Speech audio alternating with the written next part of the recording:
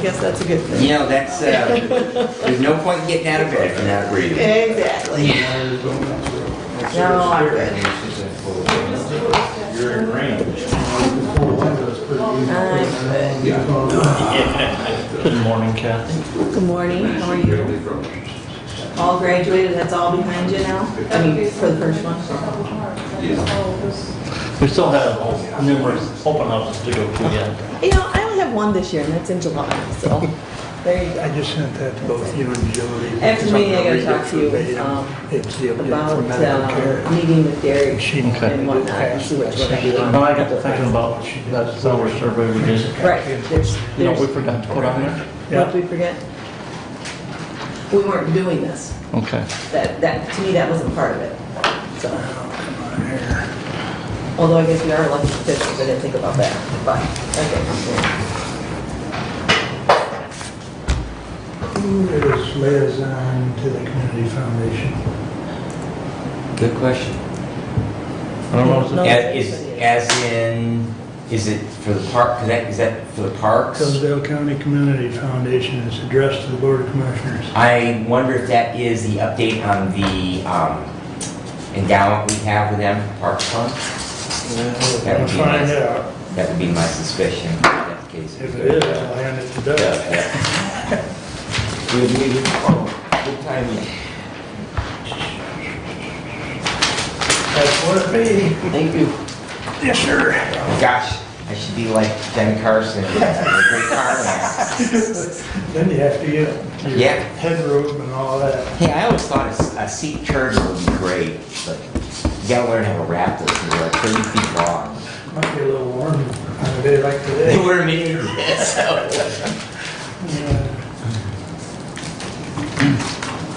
That's already done.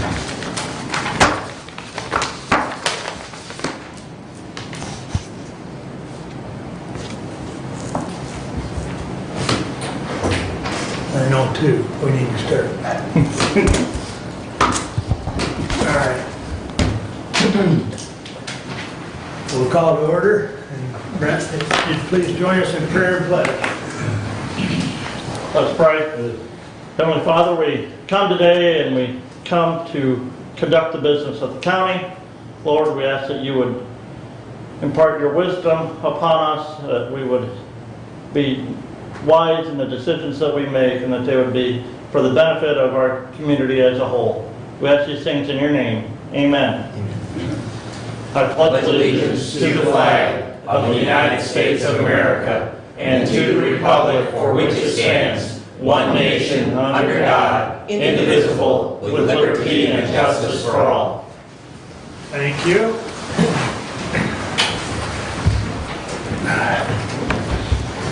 And the first call out to the public. We will have a second public comment later in the meeting. So anyone wish to address? Good morning, Emma. Good morning, Honorable Board of Commissioners. It's a pleasure being here today, this morning. Now, in reference to the Hillsdale County Planning Commission Ordinance 2021-1, please find attached updated ordinance corrected. It's amended by the County Planning Commission Board, dated May 17, 2021, at the regular meeting. As you can know, that the ordinance now reflects the updates as sunsets on June 30th, 2026, after the Board of Commissioners adoption, tentatively by proper protocols, including public hearing, and then be effective July 1st, 2021. So if you see fit the tentative date of June 22nd, 2021 at 10 a.m., then the Hillsdale County Board of Commissioners will, again, tentatively hold a public hearing on the proposed ordinance number 2021-1 titled Hillsdale County Planning Commission Ordinance of 2021. I've attached for your convenience a copy, sent you an email of the ordinance, a copy of the public hearing notice, which will not be posted as of yet until I hear your stance on the matter as such on June 8th, 2021, Board of Commissioners at the meeting, whatever you decide. Once you have set the public hearing as scheduled, that the notice as attached will further be posted roughly 6 days prior to the actual public hearing. Now, the purpose of the public hearing is for the ordinance and not the master plan. Many times we get a little bit mistaken with the terms. The terminology is mistaken. However, the master plan is still in the process of the updates, and it's being worked on by the Hillsdale County Planning Commission Board. Now, the master plan in its entirety is a comprehensive development concept that includes proposed forms and dimension, explaining, detailing transportation. You've got the community facilities, villages, townships, neighborhood housing, parks, and open space, if you will, land use, economic development, materials and graphic outline that sets an overall strategy, if you will, and shows all the major elements of projects and overall reflecting the county in itself. So now the reason and purpose of the ordinance, which you have a copy, all of you, public hearing, is to merely receive testimony and further discuss adoption of the ordinance number 2021-1, which in lieu to, if approved, would replace the ordinance number 2016-1, which is titled Hillsdale County Planning Commission Ordinance of 2016. So as you're notified, which is currently set to expire July 1st, 2021. So once you approve the date of public hearing, the Board of Commissioners will summon a notice, and that's attached for your reference. And I look forward to seeing that within your committee reports. And if you require any further clarifications, any more information, I'm available at all times. And I would appreciate if you get in touch. So thank you, Board of Commissioners. Thank you, Nella. Anyone else wish to address the board at this time? Good morning. First off, you're going to be doing this tax interview, so whatever's coming up, one of them I'd like to kind of address coming from the winter into now. If we can, maybe try to get any of our vehicles that are our county vehicle not to be a pickup and drop off, here at this county downstairs. So just kind of be observant that there is a little bit of that going on. I can kind of name, I don't want to do all that stuff. I just want to say is we don't want to use our cars for pickup and a drop off for someone to come to work. The other is I know, Mark, you said, or you were commenting, I think, that you only have to do this once a month as far, or 30 days prior to this meeting, for this new tax to be public hearing for. And, it's inadequate, even though the paper has diminished greatly. We don't have, 46 or 43 or whatever thousands of papers going out, people reading it. We don't have that. And, I'd be glad to even pay for the radio spot to get it out, throughout the whole month. But it's just inadequate. We're getting it out once, and that's all required, I agree. But we know that the paper has diminished greatly. And there were quite a few people in North Adams, as well as some others, that didn't know that any of this, I didn't even know. So it was like, maybe we can make an adjustment, maybe find another avenue. I don't know what the exact thing is by the state or what you guys have, but I know it's once anyway. So I hope that, we can kind of look at that as being the address area.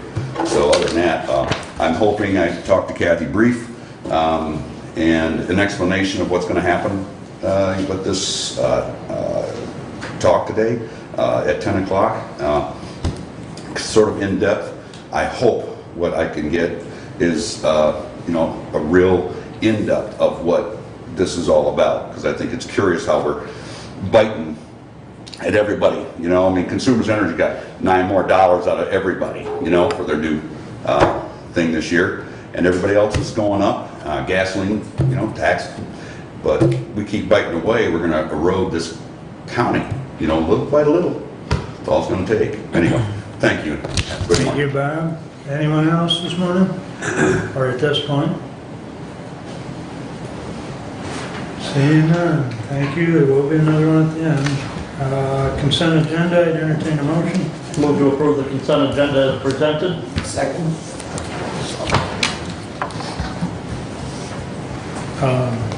Just as a side note, the accounts and stuff aren't here because they weren't ready, so they'll be next meeting, Yep. because normally it is in, so.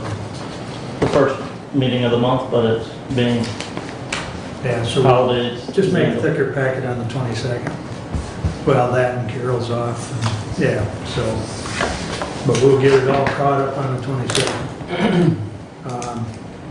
Any comments or corrections to the minutes that are in the consent agenda? Hearing none, all those in favor signify by saying aye. Aye. Opposed, same sign. Consent agenda is approved. The correspondence is listed. Any comments on correspondence?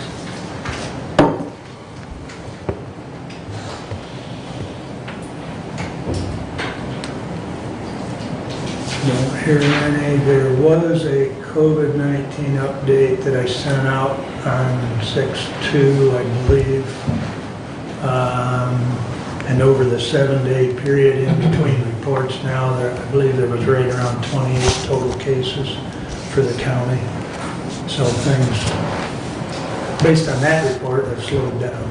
So, and there was some more information in there that Becky had mentioned.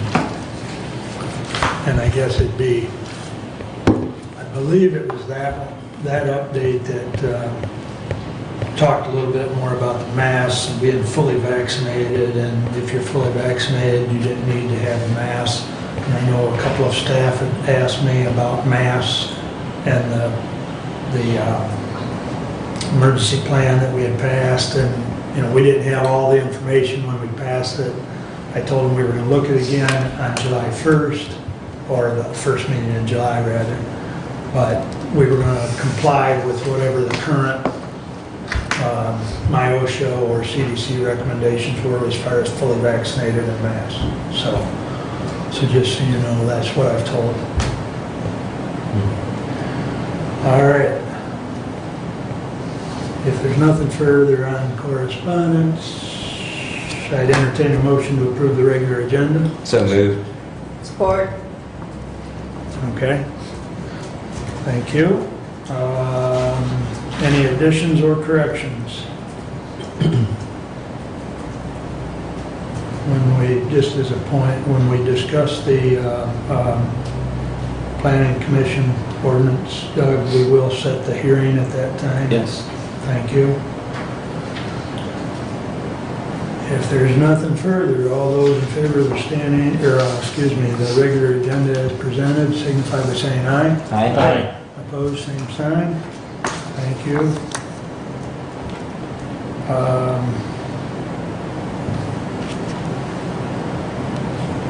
Okay. Well, we'll start going through committee reports. We did have Sue from EDP originally on, but she couldn't make it, so she's gotten bumped to the 22nd. So we may have 2 or 3 standing orders on the 22nd. So I'm just trying to prepare you for a longer meeting. It could get interesting. We've had to bump several things. So with that said, Doug, you have the floor. Thank you, Commissioner. We'll start with the Planning Commission. The current Planning Commission ordinance will sunset July 1. The new ordinance is in draft form and has been brought up to date. In fact, as of yesterday, I sent each commissioner another updated version of that ordinance. Today, we need to tentatively approve a draft. We need to set the date for the public hearing, and if there are any other modifications or changes to the ordinance, we can do that today, and we can in fact make changes even after the public hearing if needed. The important aspects of the purpose for the ordinance of the Planning Commission are that we can apply for certain grants that may become available. We review farmland preservation agreements through Public Act 116, among other actions as described in the ordinance. And to get to the point of discussion, I move to set the public hearing for the new Hillsdale County Planning Commission ordinance for Board of Commissioners meeting of June 22nd, 2021. 10 a.m., please. 10 a.m., please. Thank you. Support. Thank you. Is there any discussion on setting that hearing? Okay, so more discussion on the ordinance itself. In yesterday's update, you'll see that there are yellow highlighted items. Those were changes that Nick and I went through yesterday, and with Brent's assistance as well. We reworded a few things, massaged it a little bit. The highlighted in yellow is what we keep, and you'll see several strike-throughs as well. And there could be even some more adjustments that we need to make, and I'm open to suggestions on what may be needed to complete this document.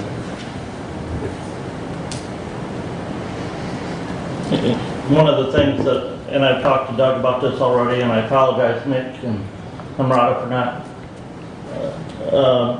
earlier, 105B, I think we need to reword that. Section 105, letter B. Yeah. It says that in October of each year, if we don't have a nomination for every open position, we're going to discard all the applications that we have, and then place an advertisement in a newspaper seeking applications. And I think it's hard enough to get people to want to serve on this commission. Why would we discard any of those applications that we got and then go out and seek completely new applications? So I think that section needs to be reworded, and I listened to the planning commission meeting from May, and I know they had some other discussions regarding the appointment process that's outlined in section 102 for each section, and they just went back and changed that to state that it's going to be appointed by the commissioners per the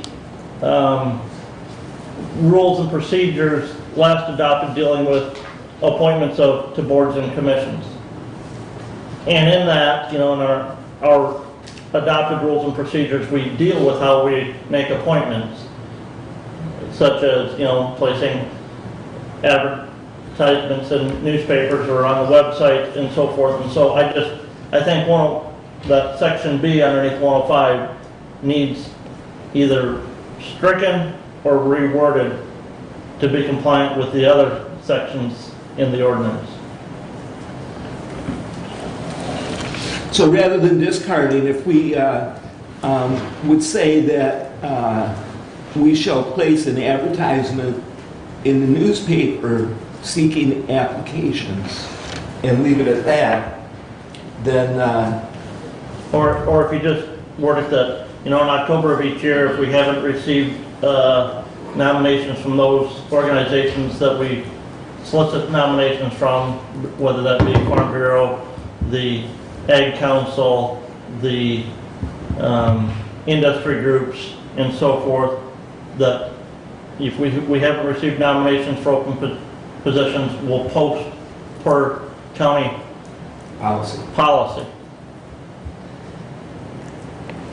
Mr. Chairman, the only concern I have, Commissioner, is that because some of those are actually the underlying statute in the MCL requires a certain representation, so it specifically addresses how those things, those members, in particularly the place where the Planning Commission struggled in the time that I served on it was from natural resources. It says, the Soil Conservation District, the DNR, or a conservation organization that is organized under the nonprofit law, okay? So it has to come, and they have to be nominated by one of those. So if we've already reached out, that becomes the problem. You can advertise and advertise and advertise, but it's still, the underlying statute says the nomination has to come from one of those groups.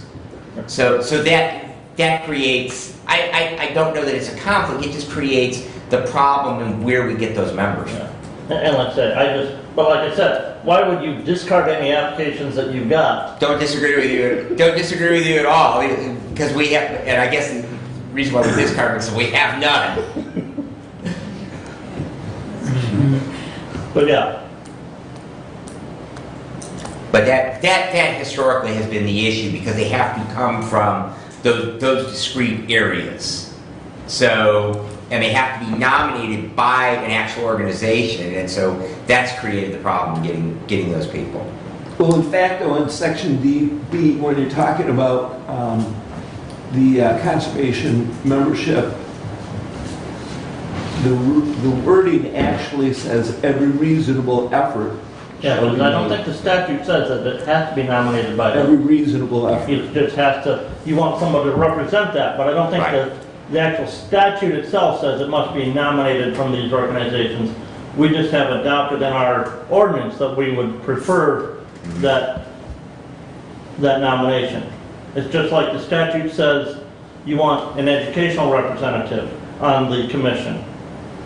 Now, and we have that in our ordinance. Our ordinance, though, would allow representation from one of 6 districts that are encompassed in part in Hillsdale County, but don't have a physical presence as far as a building in Hillsdale County. That being Hudson, Addison, Columbia Central, Hanover, Horton, Homer, and Quincy. Because there are residents of our county that are in those school districts Right. that could be either employees or administrative employees or board members in those districts, live in Hillsdale County,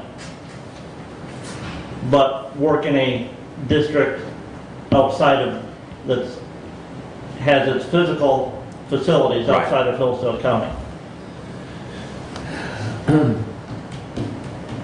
So, and I would prefer that we strengthen that up a little bit and say, yes, we want countywide representation. I would prefer that we select that educational representative from a district that has its facilities here in Hillsdale County, but Right. but that's not part of the statute. And we can change the ordinance to encompass that, but I don't think that's as necessary. But yeah, when it comes to 105B, I think that either needs to be, Just delete shall discard those applications. or just change it to, in October of each year, that the county will, because there is a member at large position that's currently vacant. And so we still have to follow that standard adopted policy for appointments.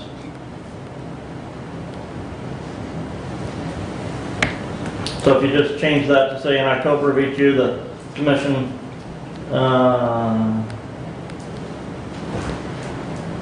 shall place an advertisement in a newspaper with page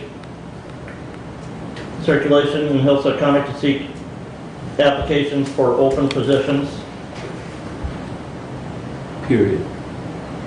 And maybe not, we do have another ordinance or another adopted board policy that will also post all those notices on our county website Right. as well. And that's been historic. We've Yeah. been pretty good in having, and we have the application for any of our appointed positions. It's always up there as well, and the list of those positions that we appoint.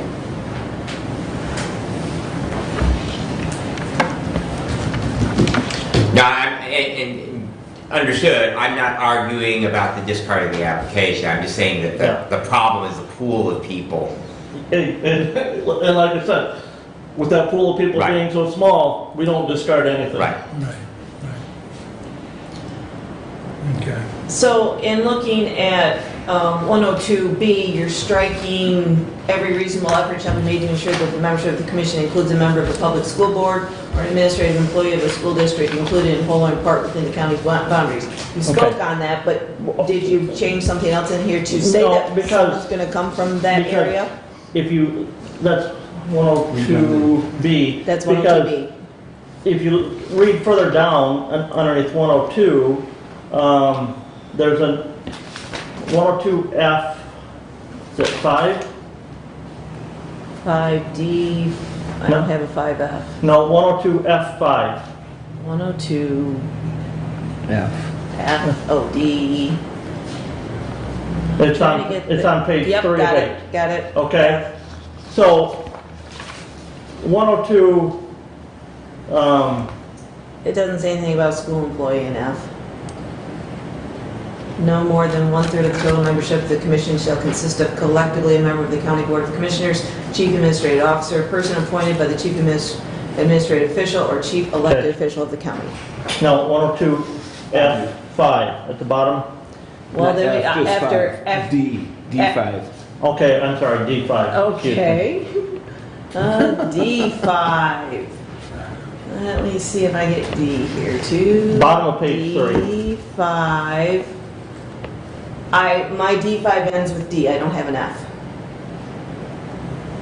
D says shall Not not F. hold any elected Now, office. one person, okay, one person, see, what's covered in D is covered in, later in underneath letter D, number 5 and number 7.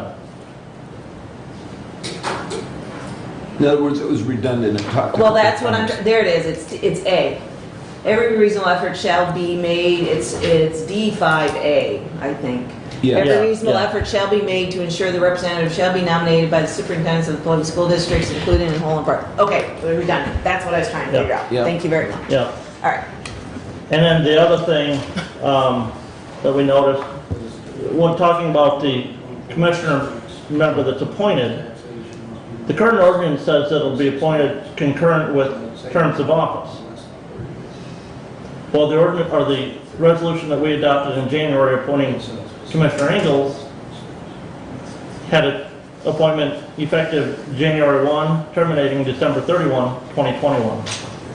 So we're currently not even following that. And the other issue that I brought up on this is there appears to be momentum gaining in the state legislature to change the terms of commissioner office from 2 to 4 years.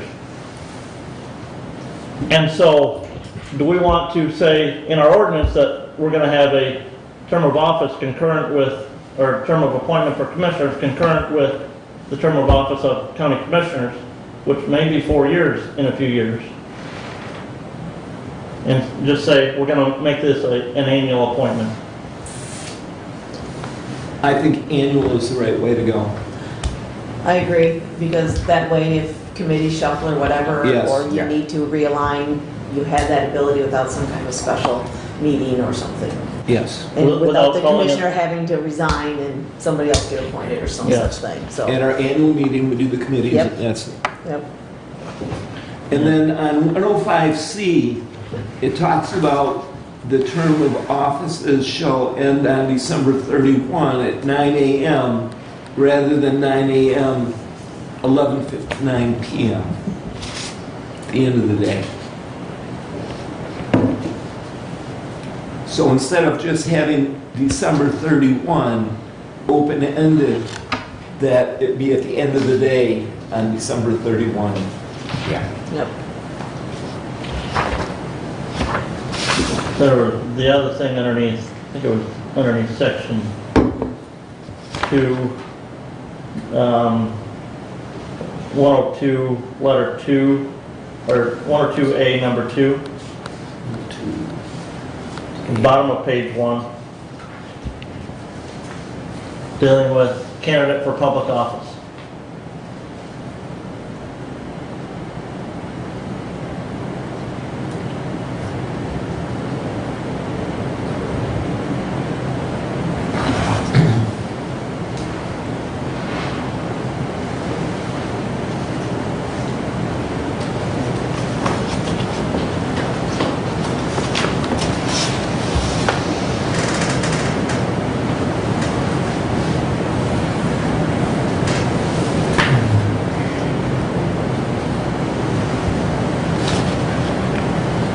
Just changing, or adding a little verbiage there.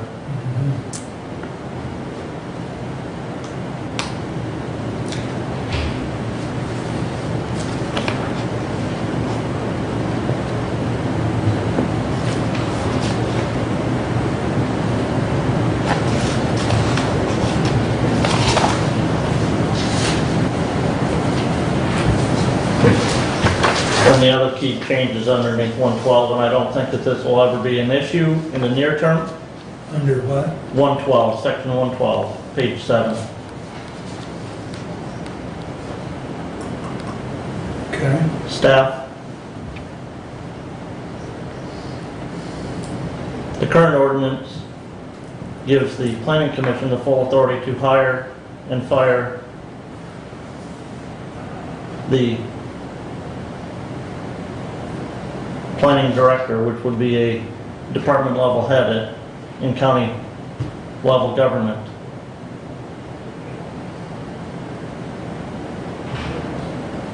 And this brings that authority back to the Board of Commission to hire and fire should we ever have the funding for such a position.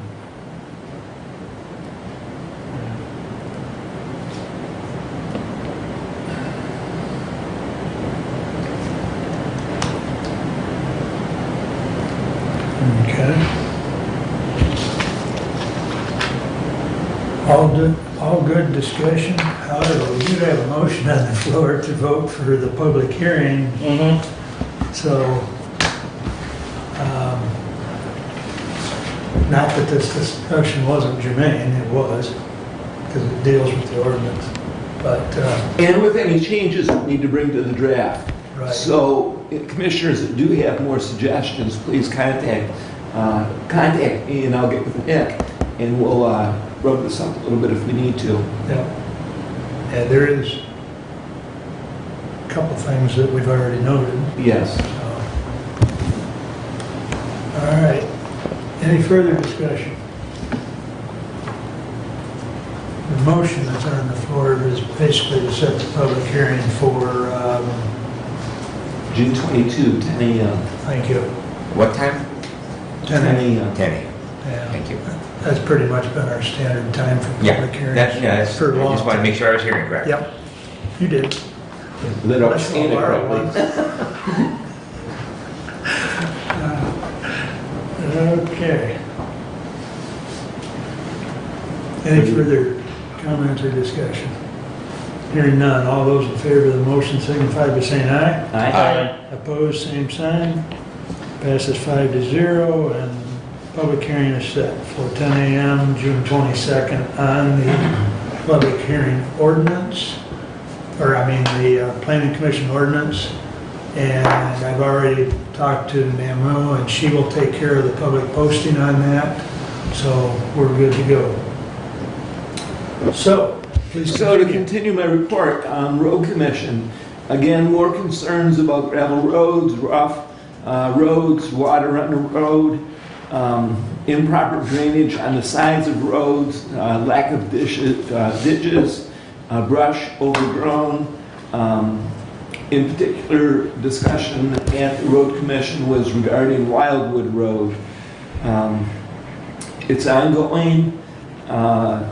They've got several aspects of the roads, projects underway. Gravel and limestone is being hauled in. There's been some delays on that due to the increase in the scope of projects.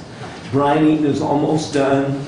Paving on North Adams Road was completed this week. Mills Road paving project will start 4th of July and be done by the end of July. One lane road during construction. The road will be open during construction. Mowing has started, asphalt roads first, then gravels, and that's ongoing throughout the summer, especially working on intersections with the boom mower. For the parks, there's concern in the roads at Lewis Emery Park. The road between Pond 6 and Pond 5 had a chunk of asphalt pop out. There was a car parked on the side. Another car tried to go around. Due to pressures, a chunk came out of the road in between those two ponds. Temporary work has been fixed. However, the concern is the banks along the ponds have steepened substantially due to time and water action. This will need to be addressed on the roads adjoining ponds. The recommendation from the Road Commission is to what they call rip wrap along pond edges. And I did not know what riprap was. It's applying big stones, 12 to 18-inch in diameter stones along the way to support the banks. Estimated cost is $8,000 to $16,000, depending on how elaborate they go. With facilities, the fountain on the courthouse lawn has been broken, and that will be addressed and fixed. There's a broken pipe under the floor. They will break up the floor, find the leak, fill it with sand, new concrete, and the fountain will then be operational. That will begin next week. At the youth home, 4 columns have been wrapped. They're approximately halfway finished with wrapping with two-tone steel. That'll be a much-needed improvement at the youth home. The parking lot at Michigan Works, per release, needs to be redone. 1 bid has been received, 2 more are on the way. Seats in the circuit courtroom. The broken seats will be replaced with good seats from the top rows and swapped out so there are no holes. And this will begin after the youth home columns are completed. Update on the floor plan for the courts. A meeting has been set for June 18 with 3 judges and 2 scale representatives, and I will provide an update after that meeting. I will not be attending that meeting, but I will have an update on that meeting. From Hillsdale City Council last night, there's discussion on Eric Hoffman Trail to attach from his condo development to the Bob East Trail. The Planning Commission recommends creating a standard policy, and that there are other property owners along the trail, and they'd like to have a standard policy on how to connect to Bob East Trail. They had a public hearing for Williams Court special assessment on the paving of that road, milling and repaving, and that did pass.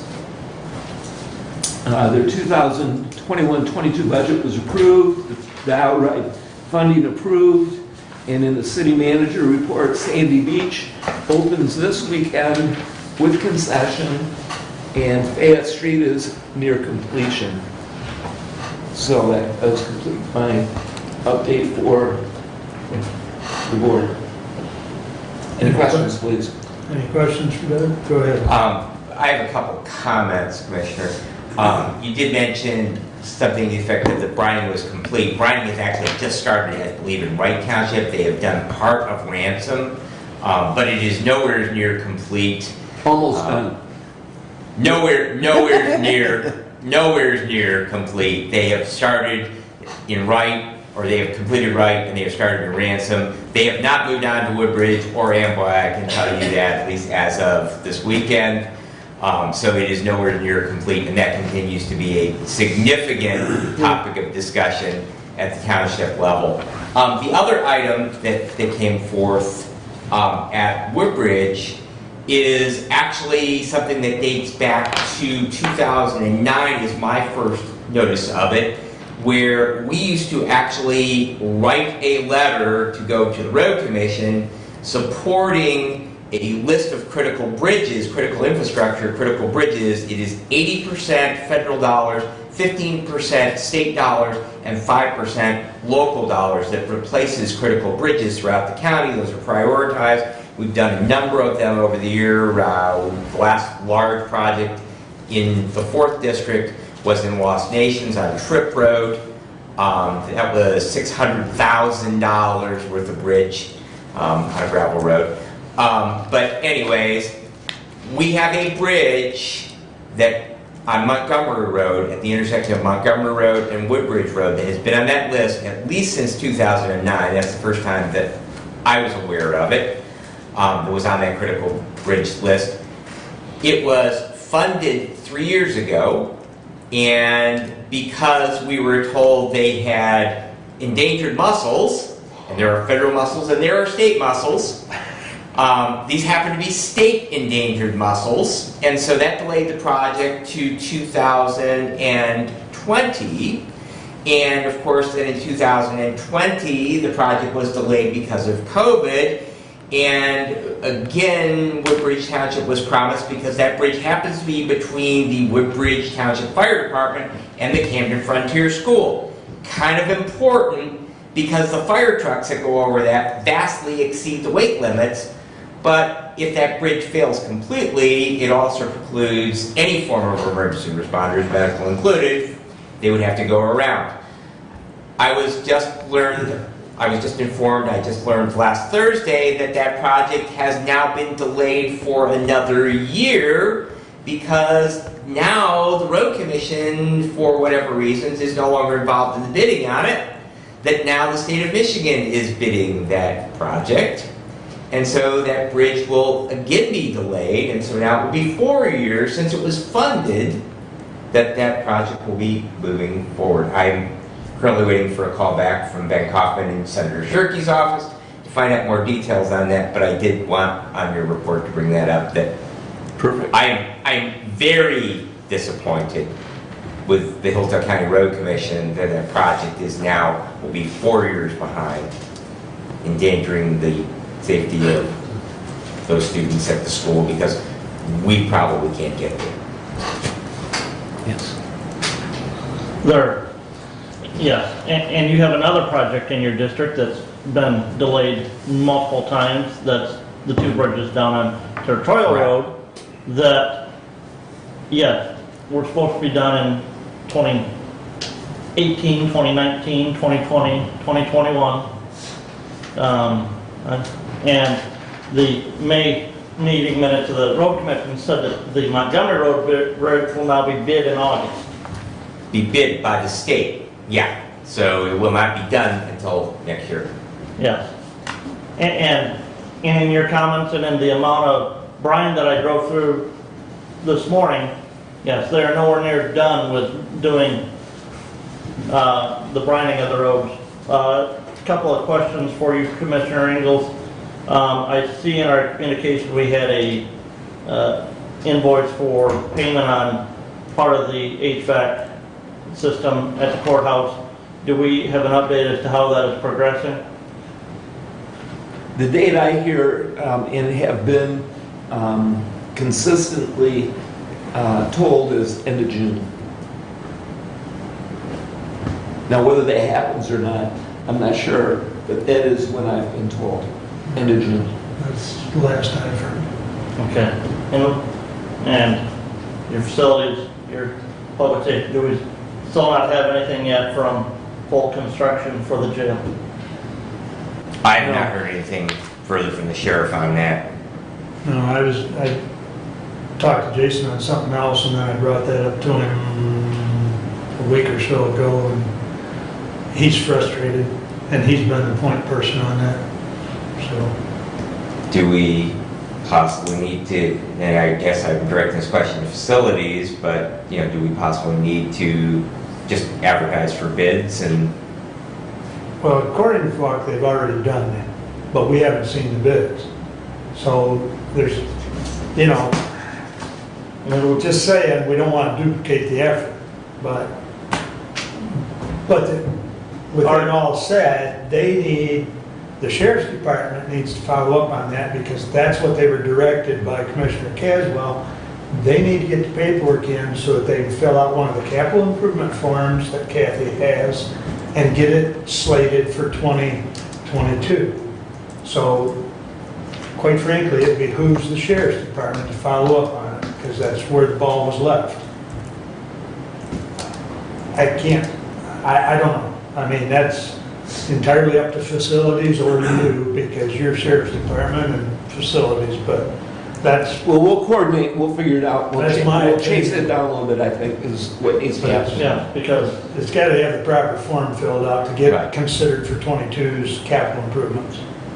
So, Okay, but I'll let the two of you work with. Okay. we'll do that. You know, I think the sheriff has already spent his money for this year. Yeah, And we won't go there, right? right. As long as he doesn't go over budget, That's right. I'm good with it. That's right. But, Doug, question. please. the HVAC system being done by the end of June. It's been a warm June. How much of the courthouse is out of air at any one time? Do we know? Right now, I don't think anybody's got any air. So and they won't have air until, I don't think it's going to happen Okay. piecemeal. It'll Okay. be a connection and ready to go. all right. So they're using fans, they're staying cool enough over there? I'm not hearing any complaints from the judges, so.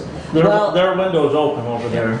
Well, I guess the reason I asked was I heard there was a request to buy an air conditioner, a window air conditioner. That was my hearsay. I don't know if that's actual. I've not got requests So, from it. Abe, you work in that building. Didn't come from our office. And they actually used to have window air in that building. well, my point Fine, is yes. I don't think the county wants to pay for air conditioners for a short-term No, thing. no. So, and I don't know, I would volunteer, I have one at home, relatively new one, but if they need one, let me know. Whatever department, let me know, I'm more than willing to well, loan again, it. is that a policy that the commissioners are gonna allow? That's the only reason I bring it up. I don't know if anybody else has heard any complaints, but I was aware of a request to buy an air conditioner. I know today will probably be an almost unbearable day in that building without air conditioning. With the humidity that we have. The interesting thing is that building probably went for darn near 100 years without air conditioning in Yep. it. So, The windows work better at that time. careful, that's true. And actually, the portholes up at the top, there are actually screens upstairs where the building was designed for natural convection. Yeah. And so you created a thermal chimney in the building, cool Yeah. air came in, heat rises, and it went out. That's what the round ports are up at the top is there were screens for those. And it actually drew air through that big grid that's in the ceiling over the rotunda, and the rotunda is actually part of that system. So, but that has been long inoperable because we have had heat pumps in the building. Okay. Anything else for Commissioner English? I do have one question. You said North Adams Road was repaved? I'm reporting what the road commission has Okay. told. I Okay. specifically ask these Okay. questions, Okay.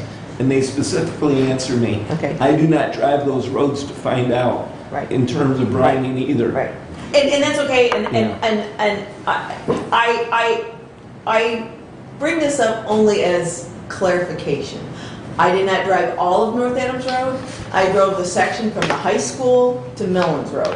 And it looks to me like they were spot paving, which usually when I see that happen, they then put the stone overlays. Difference, yeah. So when you say paving, it sounds like the whole road. Mellons Road, I wouldn't be surprised if that's not gonna be a whole road, because they did part of that Mellons Road last year, the year before or Right, it's a something. continuation of Yes, the yes. previous project. So anyways, that's just a clarification that I'm thinking, but there is a lot more of North Adams Road that I have not driven that they could have actually repaved the whole thing. I don't know. So, And I know that there is, in the village of North Adams, there is a continuation of the project because they have that haul route with Maria there. which would so- then be Nobles Right, Road, I'm and assuming there. yeah, Knowles Road there, Yeah. so. So anyways, not to get in the County Road Commission, because that's not my purview, but just kind of clarification, so. And I report from the meeting as it's spoken. And I understand that. I truly understand that. Absolutely. Okay. Kathy, we really can't do your resolution until after the public hearing, so do you want me to skip over you for right now and Sounds come like a back? plan. Okay, very good, thank you. Yep. So we'll go to Brent. All right. MSU extension on June 2nd posted the extension for each program coordinator position for Hillsdale County. That position is out on the mscareers.msu.edu website. That posting closes on June 15th. So if anybody is interested in applying for that, they can go out to MSU's website and complete that application. Community Action Agency is hosting their Project Connect tomorrow, June 9th, from 10 a.m. to 1 p.m. at the Hillsdale County Fairgrounds in the Merchants Building. That's a program where there will be numerous other agencies and organizations there working to connect residents in need of housing assistance, utility assistance, on top of many other issues. I do believe the health department is going to be there as well with their mobile van. I don't know if they are going to be offering vaccinations at that or offering people the opportunity to register for vaccinations. But yes, that'll be going on tomorrow at the fairgrounds. And from 10 to 1 tomorrow. The Region 2 Area Agency on Aging has hired a general contractor to secure bids, looking at the demolition of 2 parcels that that Region 2 acquired in Brooklyn this last year, which the thought and planning is for a new building for Region 2 Area Agency on Aging on those parcels. Currently, what's there is an old doctor's office building that's connected to a house that was part of that same doctor's office. But just trying to get that site prep done and ready. The approval of that general contractor was done at our last meeting, and so they'll go out now and the general contractor will solicit bids for that demolition work. As Mark mentioned in a little bit, from the health department, continue to see decreased number of vaccinations countywide, so, which is one thing that the health department is concerned with, not just COVID vaccines, but just overall vaccination, whether it be for influenza or the other communicable diseases that there are vaccinations available for. Just continue to see a decreased number in that. And so there would encourage people to secure those vaccines to continue to stay healthy. That is all that I have at this time. Questions for Brent?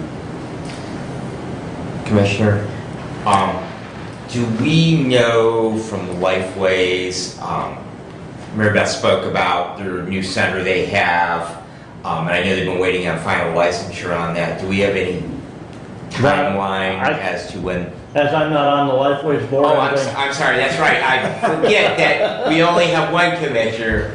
I just automatically, my apologies. Commissioner Wiley, Yeah. do we know when the crisis center, their facility that would allow for up to 72 hours for an individual in crisis? It's supposed to be, they've got rooms, they've got showers, they've got...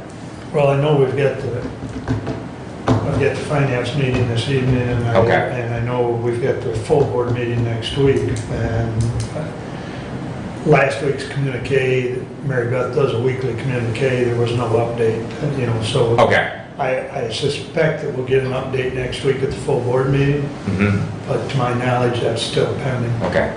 I interacted with an individual that could have taken good use of that in the last week.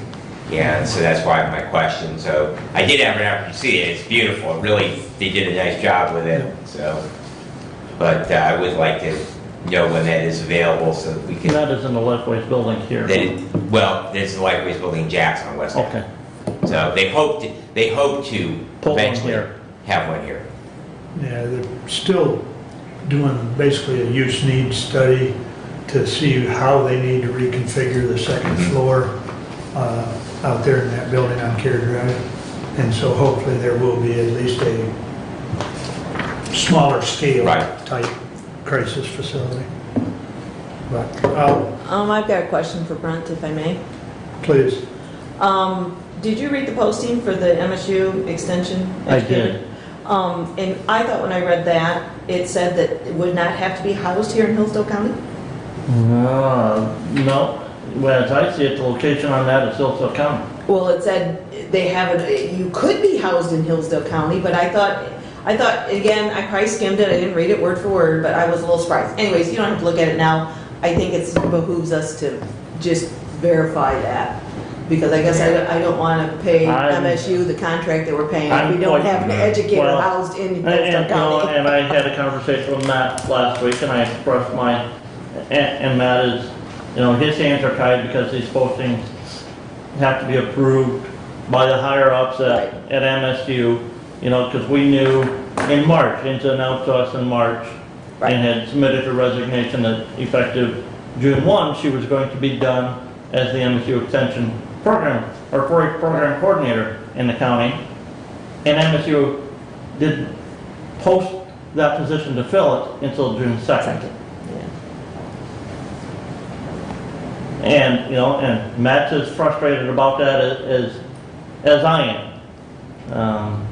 Because now, and we're actually, and I don't remember her name right now, but somebody from Glenaway County has been coming over, kind of working in that position currently, trying to continue to keep that MSU program coordinator position staffed and continuing to work in that. And Inza is still working for Extension, she's just not in that position right now, but yes, it would have been nice to have that position ready to be filled on June 2nd, not Right, posted. Yeah, all right. And that does beg the question then, if we're paying for a position and it's not being served, is there going to be? Well, again, the budget process is coming, and that will definitely be a conversation. That's gonna be part of that conversation. Now, part of that, you know, again, if they're filling it with others, they may say it was still Right, filled. yes, if they continue to, Right. because I do believe that, and that's, I went back to read the memorandum of understanding, and I do believe the extension 4-H coordinator position is a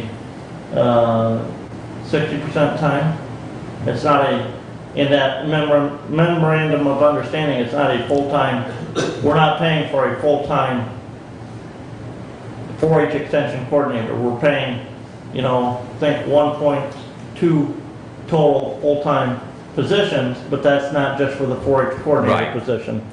You know, we also have the nutrition, you know, educator, the, you know, finance education program, and the other extension agents that we get through MSU Extension as part of that. But that comes back to Commissioner Smith's question about where that person is housed, because we asked Matt that, and when Candace left, when she retired, when Jeannie Nichols retired, those people were housed here, but they were shared with other counties, whereas our 4-H director is the person that is housed Yeah. here. So we need to make sure, because that would mean that we would have no one housed here. Yeah, and like I said, as I read that posting, it was, Mhm. location is Hillsdale. Mhm. We need to look at it. Yeah. Because I could have interpreted it wrrong, but it Well, you sounded know, to me, and, sounded to me like it could be housed anywhere, but Hillsdale Well, has a spot. and in today's work environment, Exactly. you know, you could theoretically work from your home, wherever that is, with Right. MSU going forward, Right, right, and still be considered housed in Hillsdale. right. So I think we need to have a conversation with Matt and just see what that means. So, anyway, thank you. That posting was, what did you say? I'll look it up here, because we gotta get into our public Yeah, hearing. Careers.msu.edu. okay. And, Yeah, it'd be interesting to look at the wording on that. move to go into the public hearing for the truth and taxation. Second. 9:59. All those in favor of going into the hearing that is scheduled for 10 a.m. signify by saying aye. Aye. Aye. Opposed, same sign. I'm waiting for the second hand. This coming. There we go. We're 10 o'clock. 10 o'clock. We are in the public hearing. Anyone wish to address the board concerning the truth and taxation hearing? Nick, you want to talk for a minute, please? I would be more than willing to do that. Thank you, sir. Okay, so 2 weeks ago, if you remember, you tentatively set the county operating millage rates, which includes the general operating and the various extra voted ones for senior services, medical care, ambulance, and mental health. So statute now requires that you post a public hearing then to allow the general public to comment on that. And what causes, anytime we have a truth and taxation hearing, is an increase in tax base, which results in an increase in tax revenue that would be generated by that tax base increase from the previous year. This is after any applicable Headley rollback, often referred to as a Headley rollback, that permanently reduces the millage rate. Because if you look, the millage rate, the most millage rate you can even authorize today still is lower than what it was a year ago. But the simple fact is, with inflation, the tax base that increased because of inflation will ultimately, even though we permanently reduce the millage, will result in an actual tax increase countywide. So Section 211-24E of the statute requires you then hold a public hearing, which allows the public to comment, for you to ultimately make that decision on what to finalize and levy millage rate for 2021. So, if if anybody has any questions, otherwise, I would just open it up. I would clarify what you're saying by saying that in 2020, the operating millage rate combined for the county was 8.002 mils. Without this hearing, we could only levy 7.668 mils. With this hearing, we want to levy 7.9432 mils, of which, of just the county portion, would be 4.8879 mils. Yes. And that represents the number of millage that you would then have to reduce the permanently reduced millage to get a tax collection equal to 2020. Right, and that the actual voted millage is higher than even the combined 8.002. The original voted millage. Yeah. Just To put it in a comparison. So it's been going, The 4.8 Yes. mils that the county levies at one time was 5 3/4. Right. In 1970 something, so. right. So with that, Thank you, Nick. Comments? Just on the answer, it'd be nice, what does the amount come to, as far as our total for the, The combined amount, I didn't have that paper, so. the combined amount by having this hearing is going to allow us countywide. Thought I had that here. It'll to collect $12,122,999. And the difference, the .1764 mils that we're going to be able to levy by having this brings in an additional countywide, which is the county operating, plus all of the additional voted millages that this is covering, which is the medical care facility voted millage, the senior center voted millage, the ambulance operational and equipment voted millages, the other senior center millage, and the mental health millage. The combined additional revenue that the .1764 mils brings in is $269,224. Now that's based on the taxable value that we had at the time that this was set, which is not finalized, correct, Nick? yes, it is fine. It is final. Okay, State equalization ended the end of May. okay. Everything's fine. But there still could be some adjustments to that with veterans exemptions, hardship exemptions, Tax appeals. right, state tax tribunal appeals and stuff, so, and county general fund revenue, that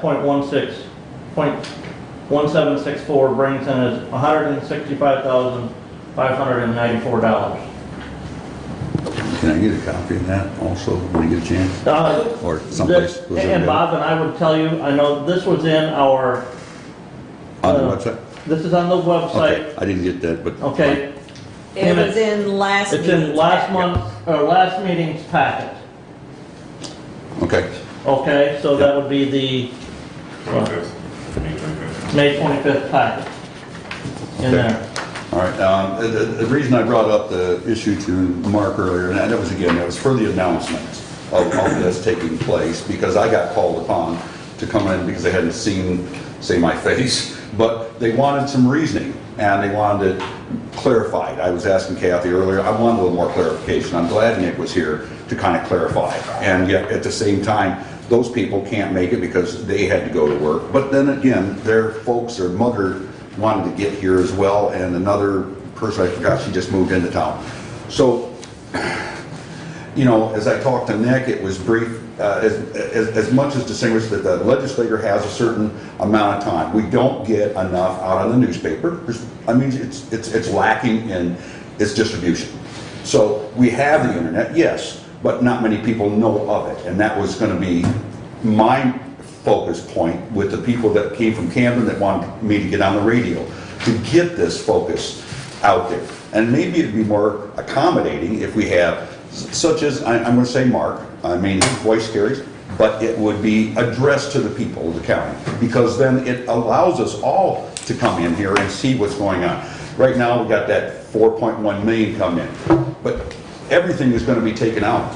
I mean, you know, how many people are going to be taking this money out of us, and yet we're going to do more taxes, and we've just gone downhill. So I just hope there's another way we can address to the people, the public, somehow other than just the newspaper itself. Thank you kindly, Brad.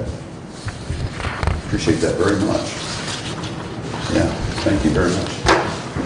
So, you know, just all I want to know is that we can't get, no longer can we go along with what this legislative has for the announcement of this. I just want something more clear. Or I'll go on the radio, I'll pay for it, I have no problem with that. Or I'll pay, you know, to have someone say it. Just get it out to the folks, that's all. Anyway, thanks. Thank you. Anyone else? Nick? If I could just add some more to this, you know, it's not like this just happened overnight. As Bruce Caswell mentioned at the public hearing last year for the budget, I believe, this is all tax revenue, and I'm not here to advocate or anything. I'm just here to try to get facts as I see them. So this revenue was anticipated as far back as last budget. You talked about the budget here. Right. And this was mentioned, and in fact, as I mentioned 2 weeks ago, the revenue even generated with this hearing will still be less than what was anticipated and put in the budget that went through the same public hearing and has been available for months.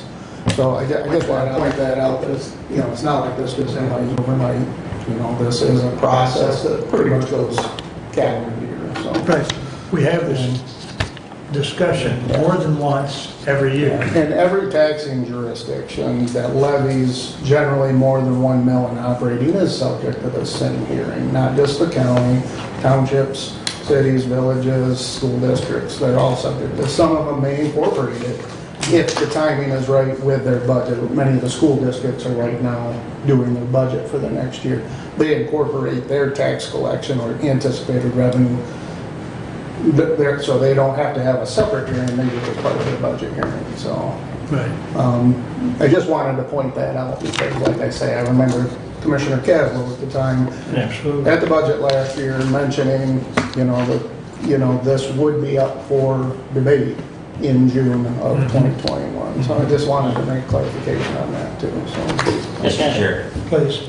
And just to speak to that, as a former township supervisor, that I believe Woodbridge Township is now reduced down from the original 1 mil down to about 0.71 of that $36,000 a year. So they just had their hearing, and I think that it will increase taxes by a whole $790 in Woodbridge Township.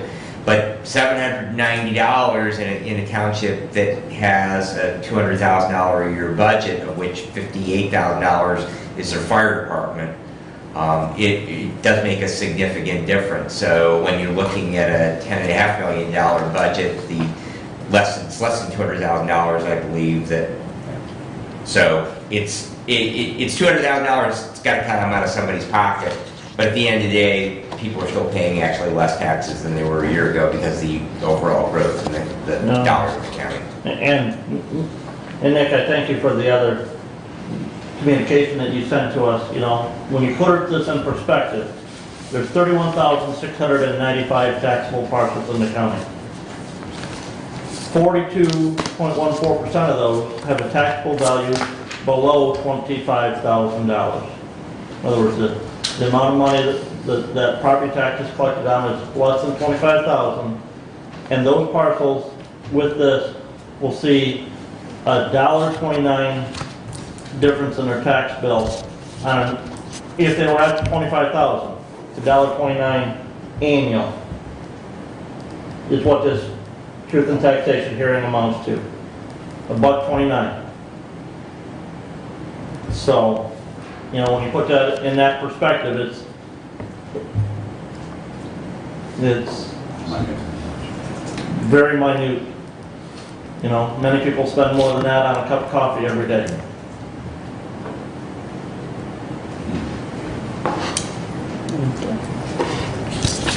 Thank you.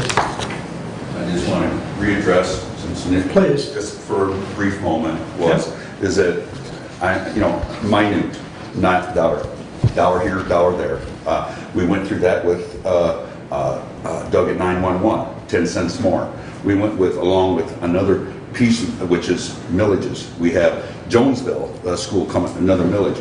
You know, minute as that might be, the accumulative amount by the time we look at all at the end of the year, how much more are actually going to be looking at? And so, you know, because of our COVID issue that came up, a lot of people had to leave, and that was a big substantial amount according to Doug because of the phone services and stuff. So just 10 cents is as minute as that is, made a big difference in his, 10 cents. And so $1.29 is, yes, sounds, you know, it's a small amount, but there is, we have to look at every little penny.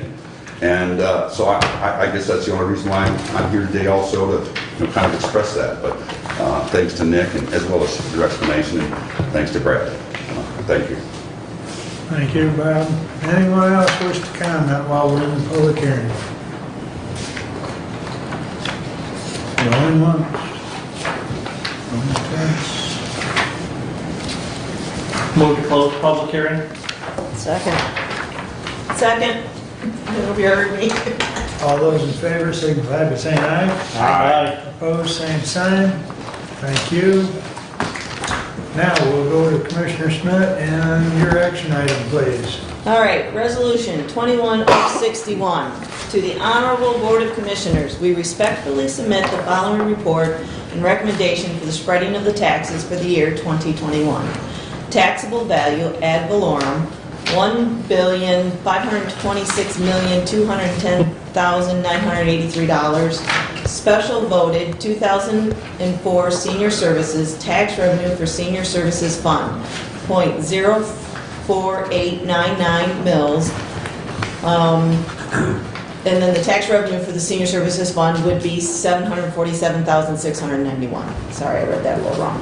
Special voted 2008 senior services, .4931 mils. Tax revenue for senior services fund, $752,575. Special voted contracted ambulance capital, .148 mils.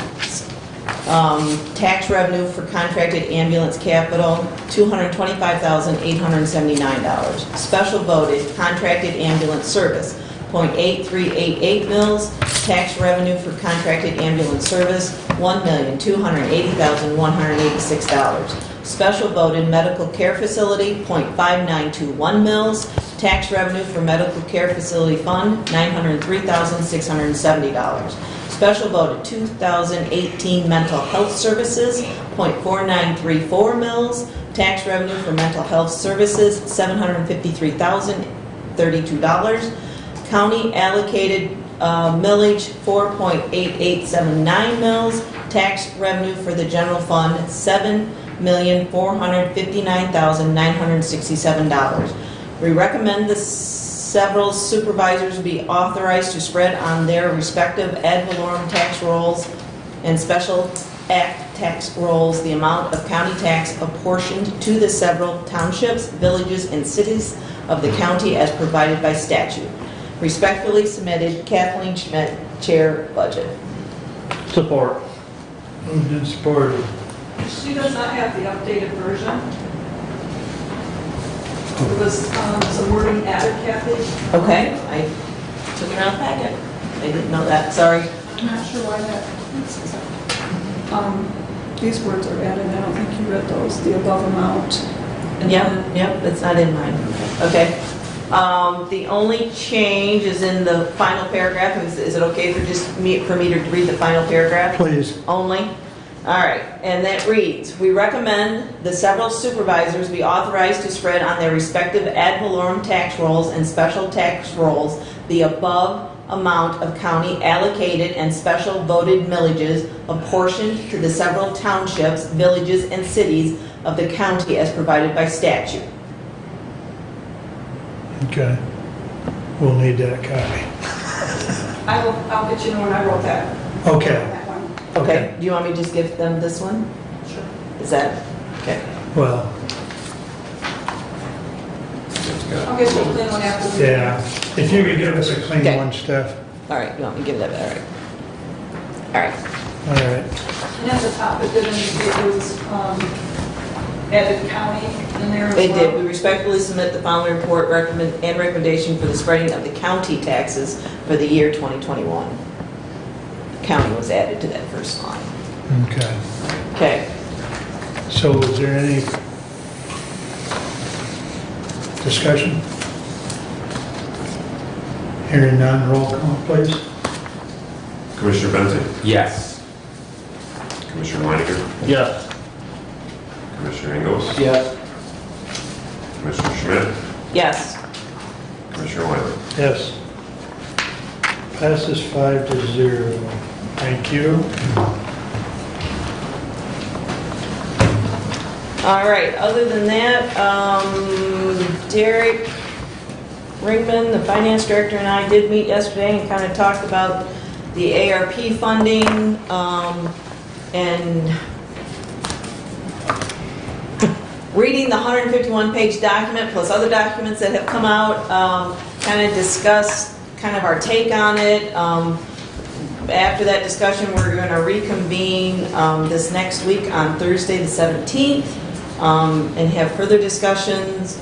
You know, we've got some ideas, you know, how it can be done, but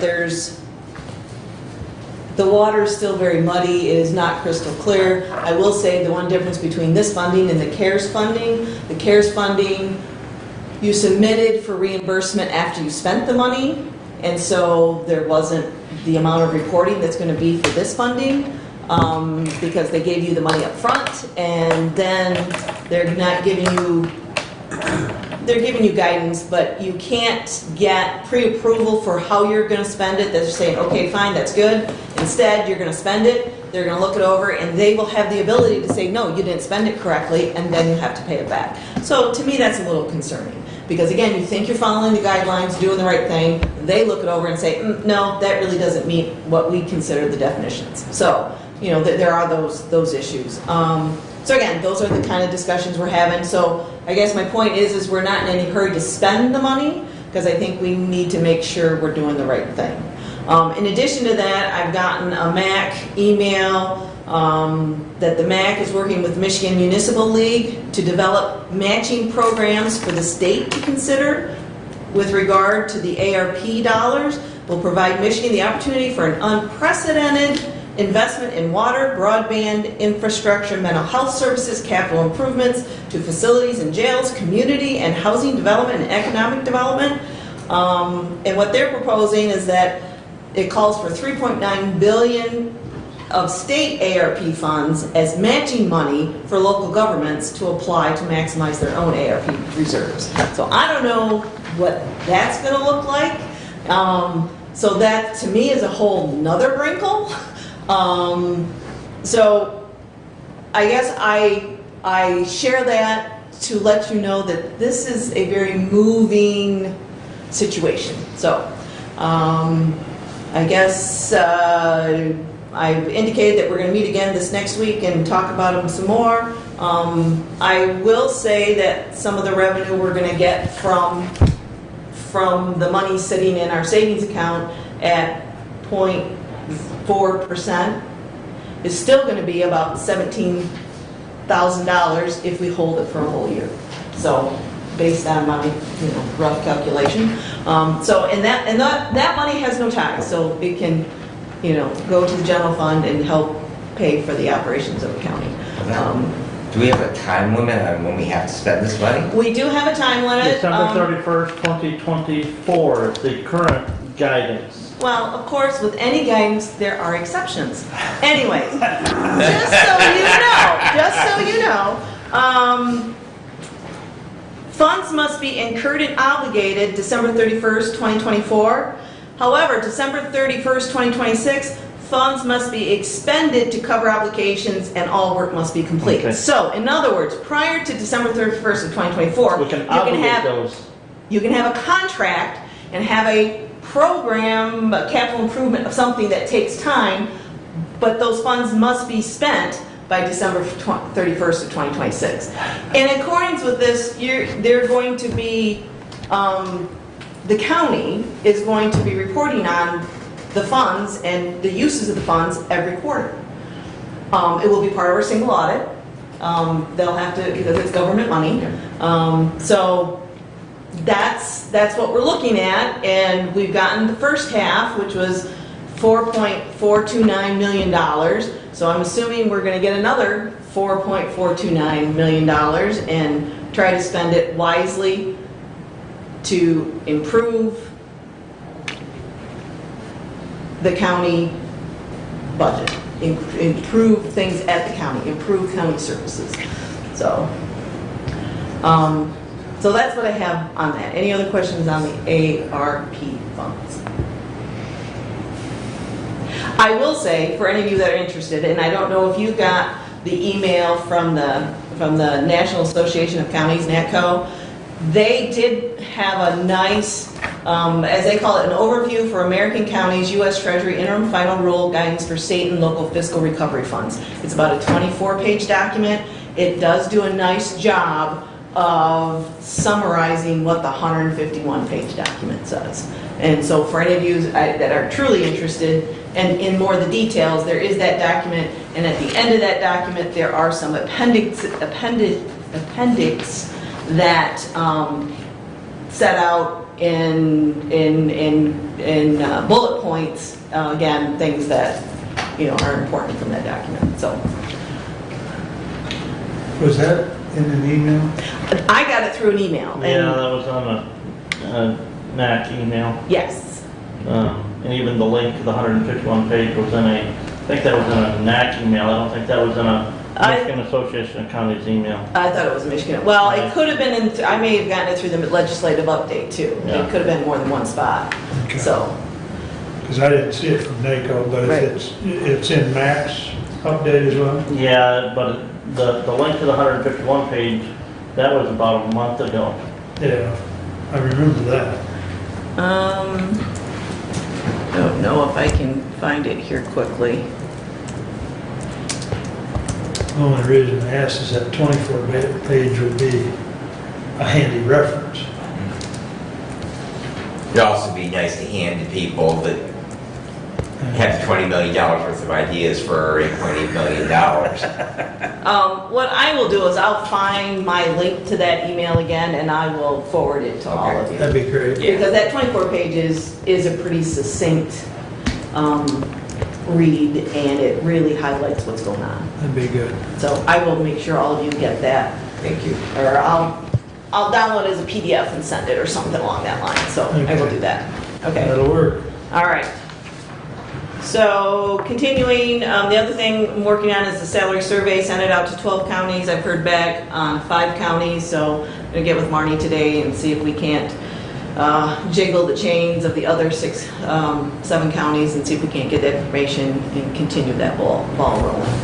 So, and other than that, I know Derek is gonna work on preliminary budget stuff in the sense of trying to get the emails out to the various department heads and elected officials, and that process will be starting as well, so. Other than that, I think that's all I have. Questions for Kevin? Hearing none. Mr. Brett? Thank you very much. Well, in the continuing reduction in COVID cases, the monthly state EMS COVID call was canceled for June, dropping case numbers, and we're nearing the end of the pandemic, and so there's not much left to discuss on the EMS front. I do have a meeting scheduled with Judge Lisney, Randy Finley, and David Holcomb to go over revising the county building after-hours access policy. That is currently named the limited access policy. We're going to be working with a moving title, a working title of that as an after-hours access policy, because that's really what it refers to, is who can be in our buildings outside of the normal business hours when they're closed to the public. I did want to share with all of you, and I have attended previously, the coming North American Active Assailants Conference. It is October 13th through 15th. The thing that is relevant to you as elected officials, they are doing a one-day on the 13th, a pre-conference that is specifically targeted to elected and appointed officials on critical incident considerations. I have a copy here if anyone would like to see on that.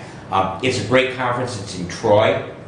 It's actually held at a mega church that seats like 4,000 people, and so it's a great venue. A lot of cool people there. The speakers are really, really impressive. The presenters actually come from all around the world, and some good information there. Jim Edson from Farmington Hills Fire is the coordinator for that. So I would at least encourage you to take a look at it, see if it would be something of interest to you. I am, scheduled permitting, I'm planning on attending again this year. Meetings for the month are just getting underway. A couple of things. Addison Fire Department currently has a job posting in conjunction with Addison Community Schools that you might want to take out to your townships and villages and cities that have fire departments. They are looking for a fire instructor that is targeted at the high schools. It is a funded position.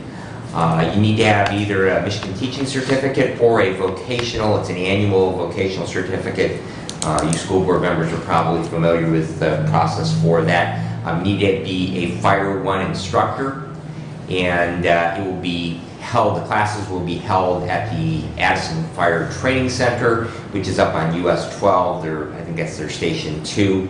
Nice new modern facility. It's maybe 8 years old up there, really beautiful facility.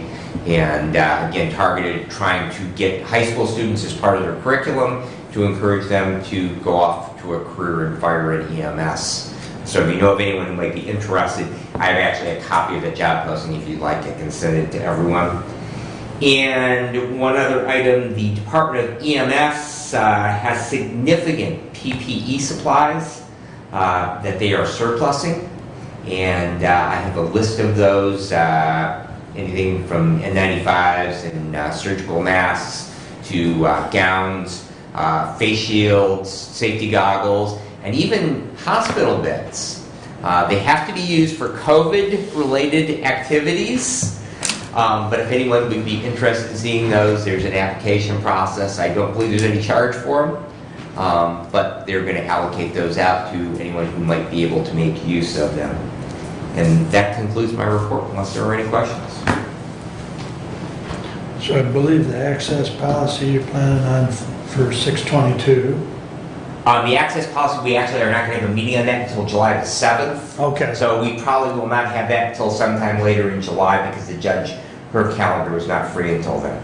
Okay. So, But the hire checklist and the Yeah, we will. exit checklist will be on 6/22. correct. I left that for you to report on, so, We got it covered now. yeah.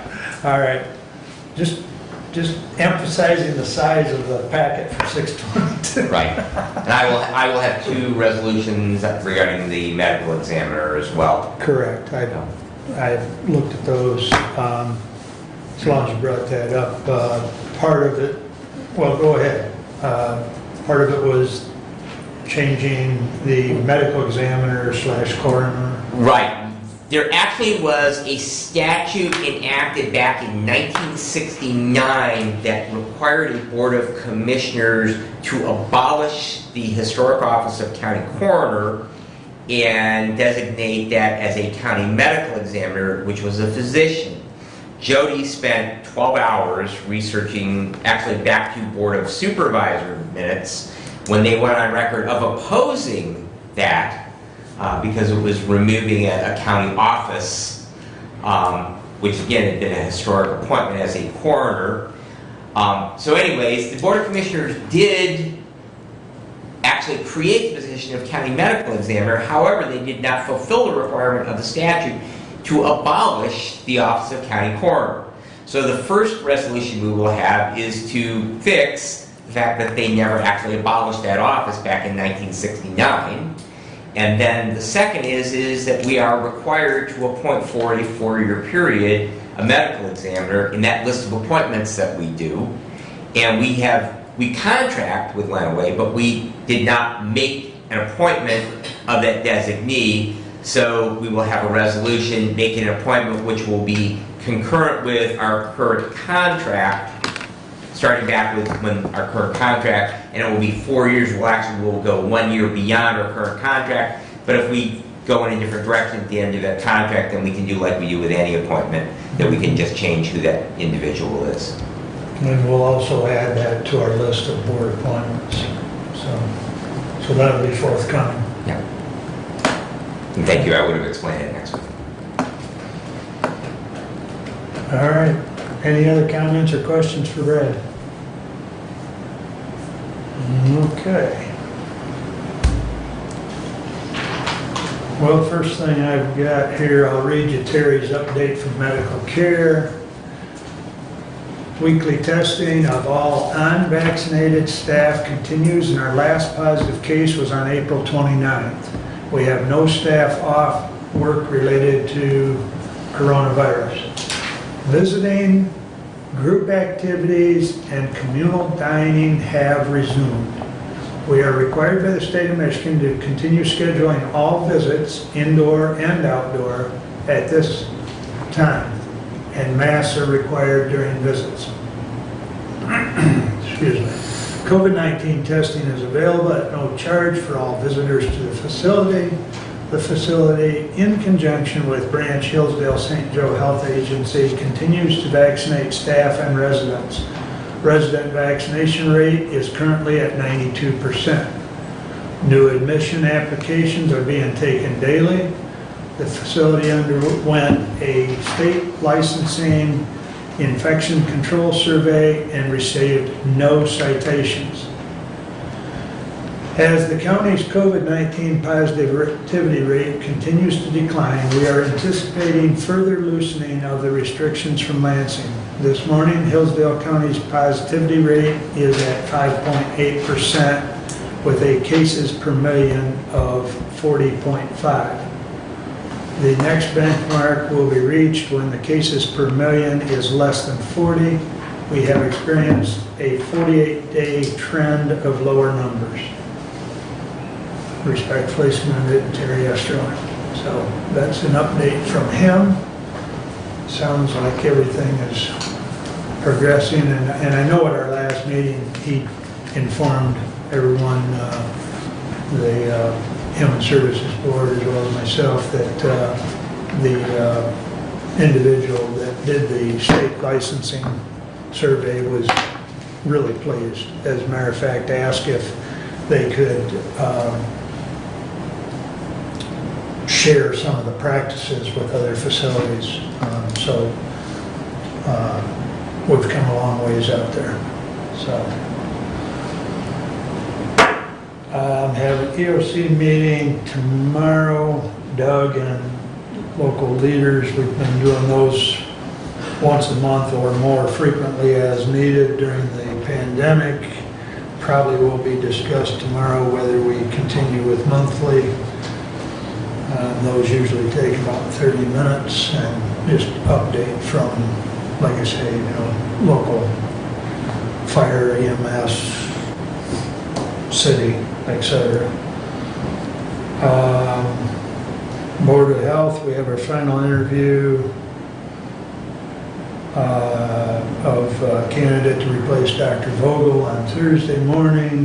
The Policy and Appeals Committee is handling those. And then we will bring our full recommendation to the full Board of Health on the 24th. It's imperative we get that person in place, because as Teresa informed us, and I may have already mentioned this, but Dr. Vogel leaves the end of September. We have to have the new person basically in as far as paperwork 90 days ahead of time to fulfill the requirement for billing Medicaid and other paperwork essentials. So we're trying to stay on task. Yes, Can I clarify something? yes. Is that at the next county commissioner meeting? Yeah, Which is gonna be No. That's the Board of Health meeting. the on Board of Health on the 24th. 24th. Okay, Yep, that's what I was getting Yep. confused here, but I just Yep. wanted to make sure yep. what we were doing. what Board day. of Health Okay. meets Okay, very usually good. 2 days after our second Okay, meeting. Good, So thank you. you're on. But, yeah, and there's no requirement for that to come back to Okay, this right, board. okay. But we do have to have preliminary contract and final recommendation to the full board on the 24th, which then Bren will be more privy to, which I'm not sure if you even know all the candidates, do you? No. So we eliminated, That's the benefit of committee work, is that Yep. the committees do their work Take care of and the bring dirty those work. recommendations to the board.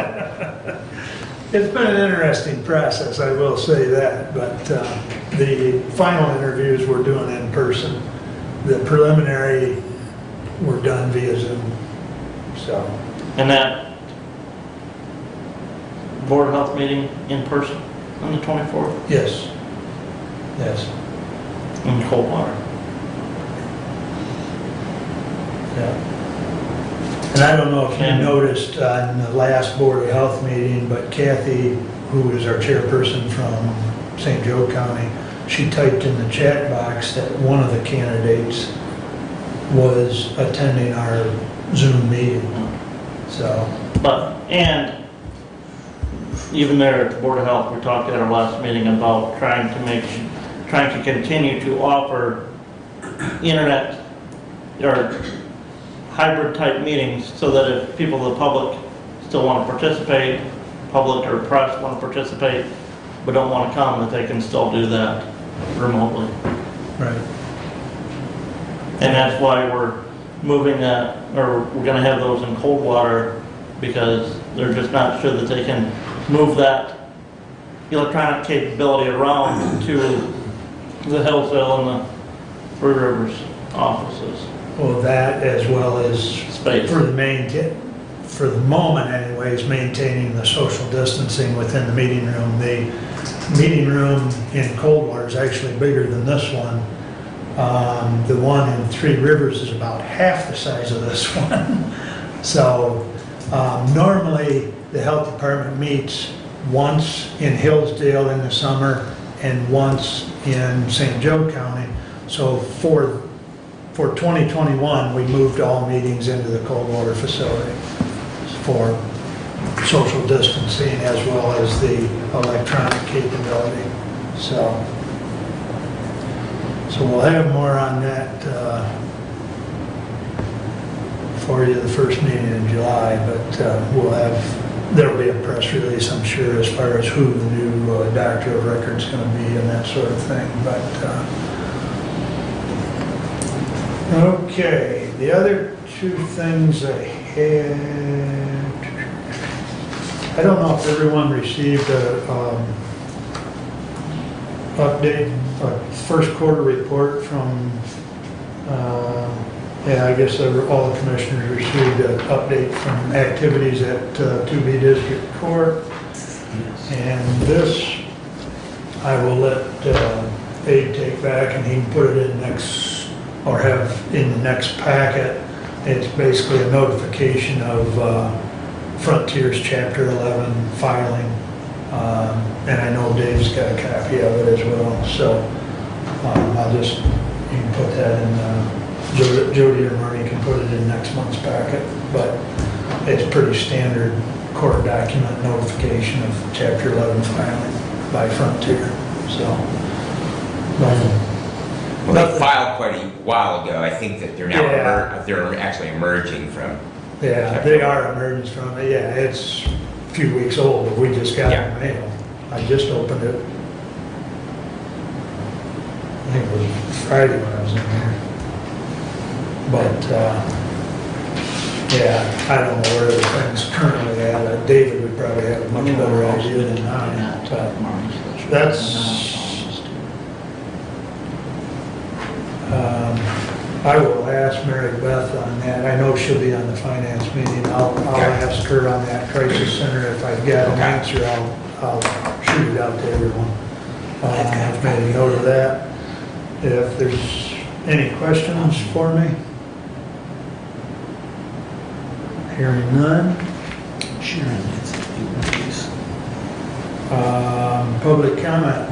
We're back up to the second public comment. Bob?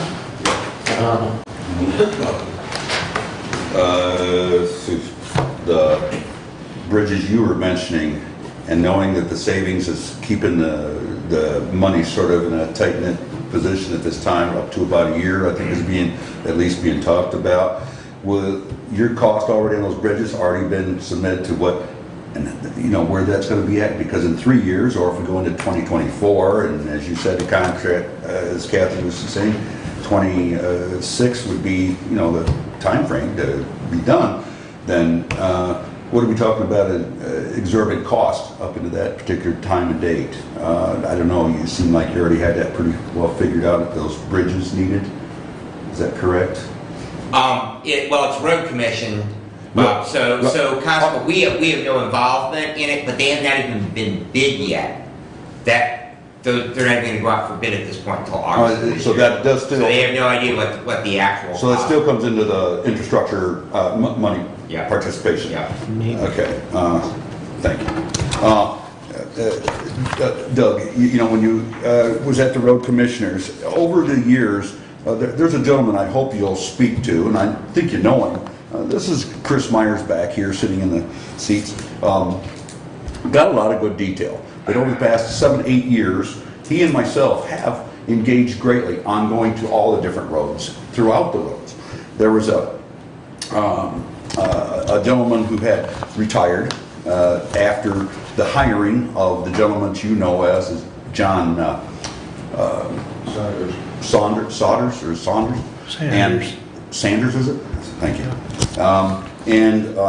You know, there's a lot of fairy tales that have happened over the years, just to say that when somebody says something, it's not so much as saying it's going to get done. What we found is we've gotten just a coverall of something, and then we try to, we can't even address it afterwards. Like right now, I think you know what rumble strips are. You know, they get on the gravel roads, and all they do is they put the gravel over the top of that, and then we're going, why'd you put it down? Why didn't you just scrape that down first and then put this gravel? We don't have road structure anymore. We have no road. So why put any more gravel, or expensive to put gravel down every single year? And we got no foundation for the road. So we're trying to experiment now how we can get some, as Chris has been making phone calls and such and talking with folks, to get something back where we can address all the communities. Amboy, which we had some flooding and things like that, you know, a couple years ago, was really bad. And Camden had one, and then Montgomery had their culvert issue. You know, everyone has some partake, but we get nods of heads. I'm sorry to take up any more time. But all we got mostly when you go into these commissioners, I'm hoping all of you folks, that when you go out to your community and you're going to talk to these townships, hopefully addressing them with a little bit more thoroughness, not just a little, hey, we addressed this, because they are expecting a little bit more from you folks. And so when we're talking about where it goes to roads, I would hope that you'll look at what the roads are really being done. We don't need chip and seal and just go over it. We really need to apply. We did Concord Road a couple years back, and the cracks were never sealed. So you come down, you put crack and seal, it's going to do nothing, just cracked again. So we didn't get the application we wanted for it, and obviously we were never consulted anyway. But there's a lot of concern there. I hope that you'll address it. Go out and see whatever they said they've done. The brine, I don't know where that's at. Scipio hasn't had any. We haven't gotten any of it done. There's issues that come up, and everyone has problems. So maybe something came up, but yeah, none of it's complete. Have a great day. Thanks, Bob. Anyone else wish to address the board? Good morning, Glenn. Morning, people. Mr. Engels, you're going to have to understand when you go to the road commission meetings, that is no more and no less than lip service. They came around to our township last month. Mr. Parney came out. He told us that county roads were going to be all grind and all finished by June 25th, and we all had a pretty good laugh, truthfully. And he kind of turned red, but we've heard this song and dance every year. They start in the south, they come to the north. Sometimes they start in the north and go to the south. But when you do go to the road commission sometime, get the engineering survey for Cooper Road. Find out why the culvert's only 40 foot long, but probably ought to be 60 foot long, since the right away the roads are going to be usually 66 feet. The road commission has very little in the way of customer service. They won't call you and tell you, hey, we're going to be doing this today. We're going to do this. There's no communication. It's just like a thief in the night. They just show up, and sometimes they do it, sometimes they don't. John Saunders has told me his people don't like working with the riprap. Well, I don't like working with the riprap at the county road commission, because they say, well, that's too hard to work with. They say they have to have baskets. This Cooper Road thing's going on for 2 years now.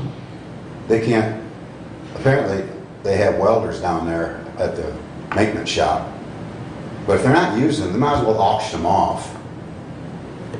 We're almost ready to just take our township, just say the heck with you people, we're just going to put the rock in ourselves.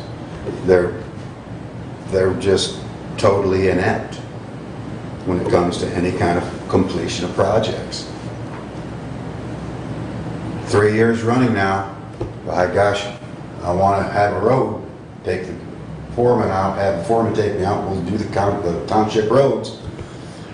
And 3 years in a row now, nothing. Oh, did we miss that? Oh my gosh, oh, doggone it. Maybe next year. Well, I'll be dead before they take me out. And I've advocated for the county to take the road commission over, so they have to have somebody to answer to. They don't answer to supervisors, they don't answer to the people, they answer to nothing. They're just out there doing their thing, drinking their coffee, having a good time. The workers are working, they're doing what they're told. But the way they're being told and what they're told to do don't add up with real production nor customer service. That's enough of that. Number two is, I've harped on this before, but you guys all know the letters you talk about. You know, I'm just slow. I don't know what ARP is. Not that I want to rock the boat, but people that are maybe listening and they're here, they're like, ARP, man. Anyhow, that's just something trivial probably, but it's No, something it's, that, it's a point well taken, and sometimes we forget that when we're in this meeting about giving those identifiers, and so duly noted, thank you. and then, number 3, has anybody gone to Williams County and told them they're gonna get some more water? Because I'll go down and talk to them, I know some of them, and let them know that, and find out how they do it, and maybe report back to you guys, so you know what they do.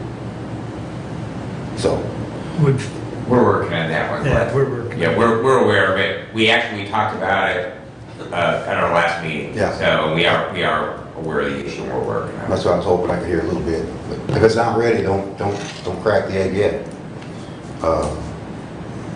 But yeah, you gotta consider, I know you got a big plate, and the county, blah, blah, blah, has a lot of things, but that road commission can be a real advantageous thing. They tell us we can't want to be part of the county because they would fall under the umbrella of the county then, more than likely, the insurance and everything else. They say they can't have more than 50 people because that'll mess things up.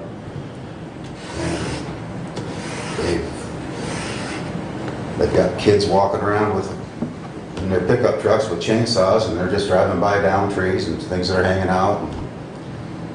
They're just not a very efficient bunch of group. You know,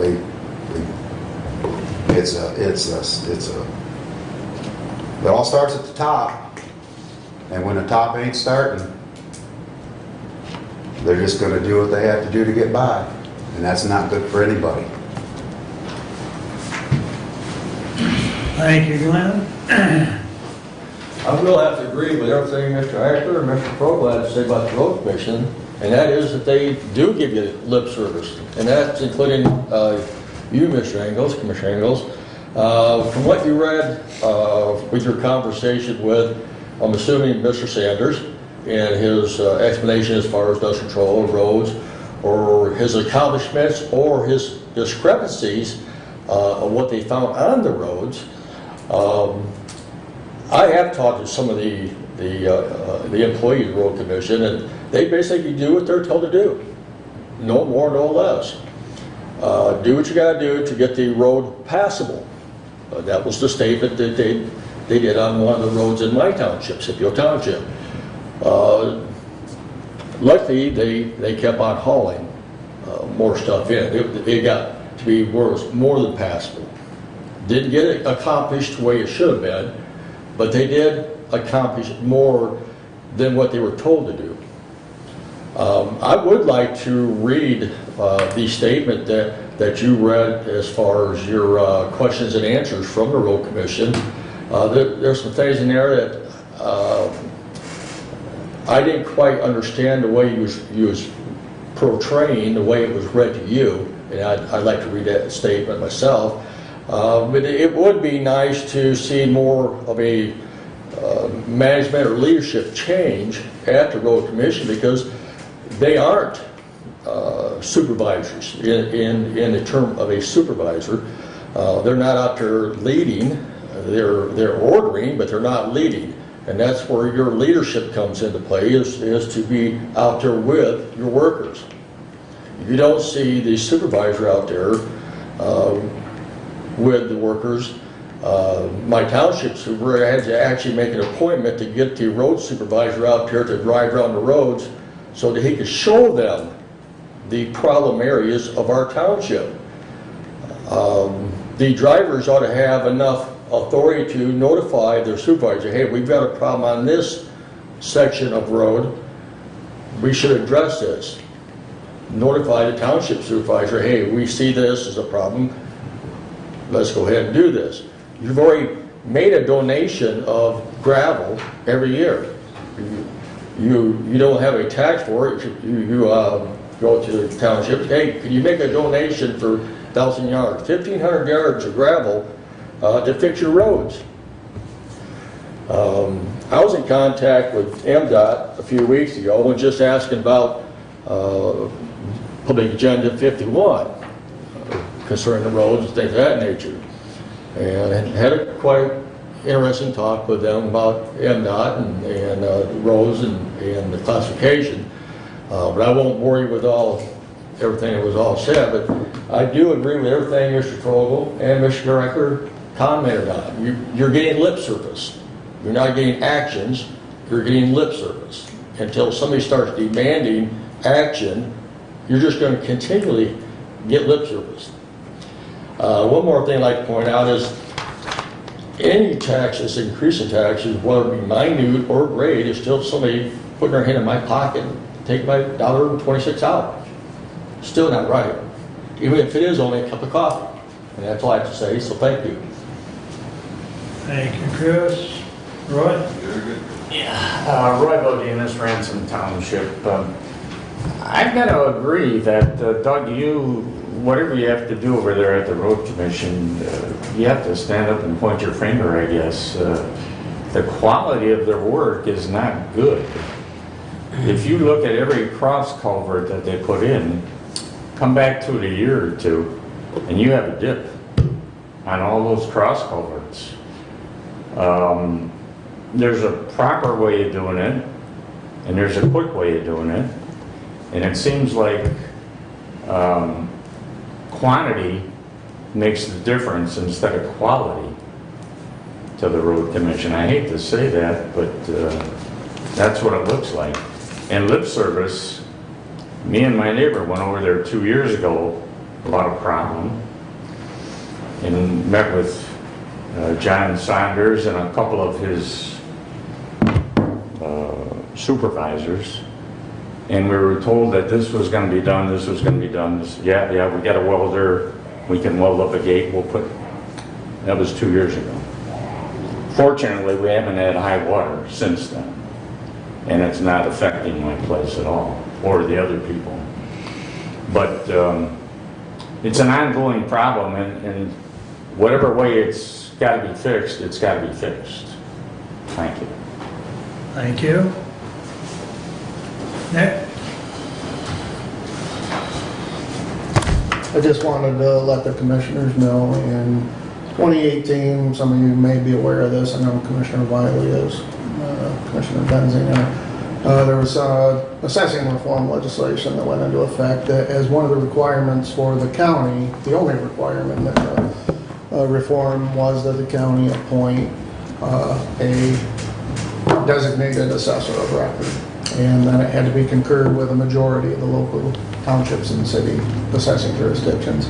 And even though we haven't been officially notified by letter, I did happen to look on the county website, or on the State Tax Commission website, and the draft minutes did indicate that we were on the list of many counties that have been approved. So I just wanted to update you that there was some painstaking, especially with what went on last year, trying to organize that.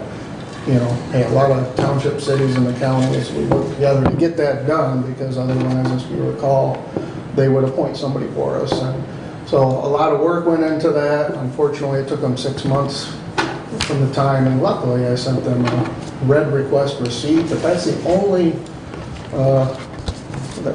way I knew they got it, up until I saw where we were actually approved the other day in the minutes. So, but I don't try to be negative about it, but I did want to say that something positive did finally end up happening with that. We were approved, so now the goal is never to have to use that person. Right. So, so in 4 years, we'll probably have to go down that, unless something changes in the tax law or the state law again.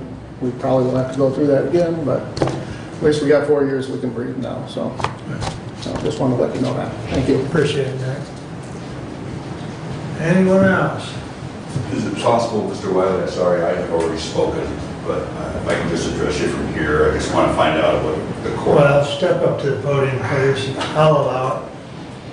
Thank you. I just hope that you could address that after I speak about the county courthouse or the circuit court on how that is fought, because I haven't heard too much on it, but I believe Kathy as well as Mr. Ingles has spoken with Ms. Stuyvesant to the district court direction. In other words, doesn't look like she's going to be moving over there. And so what would be a cost, what would be eventually a good thing is the district court, can that be revived? I mean, they say it's junk, but then... Must be you had stepped out. Mr. Ingles reported on that, and there's a meeting set up for the final floor plan for, June 18th. thank you. Okay, It's still I in could the step works. out. It's I a work stepped in progress. So, It has, decisions have not been made out. yet. So the wall, but I just thought that the size was too small. I think that's how there was an in. I was curious. I thought maybe the district court might not be too bad because they could still, like rent those upstairs. We don't know and yet. stuff like that. And so, yeah, thank you. I'm sorry, I wasn't here when I stepped outside. he'll have more at the next meeting, so, Thank you kindly. thank you. Stephanie, anything for us? Still looking for a new employee. Okay, So I talked to Michigan Works, but I've not got a call back from the person I'm supposed to talk to. So okay. I thought I would get a bigger range of contestants if I did that.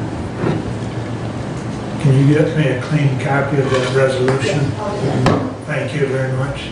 Laura, anything? Thank you. Additional business, Brad? Kathy? I will say that the ARP stands for the American Rescue Plan, and it was passed with the Biden administration sometime in February, and it was about getting monies to the states, the counties, and cities, and tribal. And there is money in that for townships as well. But it's that coming- money is not direct to the township, it goes to the state and then back to the Right, if township. you read that 151 pages, they call them, they call them Yeah. non-something units, so, but I assume that's the townships. So anyways, the money comes in two pieces. We received our first piece, back in May. Let me get, there we go. We received our first piece, 5/20 of '21, in the amount of $4,429,118. We should be receiving a second piece, and I believe it's within a year. And so those are the monies that we're talking about. And again, it's the American Rescue Plan, and they use the ARP as a moniker for that. So, In Canberra, we probably won't get any because we never quit having meetings. No. It's- Every municipality in the state and in the nation will get some ARP funding. There's a- Strings are attached to that.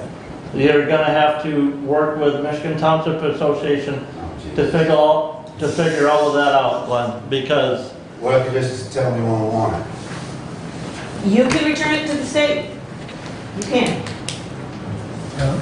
And I do believe at the township level, the cap on that funding was 75% of their 2019 adopted budget funding.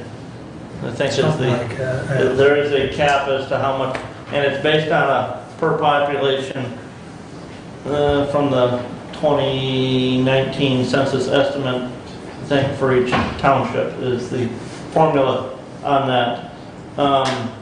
Sorry, Kathy, are you done? Yes, that was my clarification on the ARP funds. ARP. And like I said, the townships, they're getting funneled through the state of Michigan. They didn't get direct payments from the federal government like the cities and counties did. So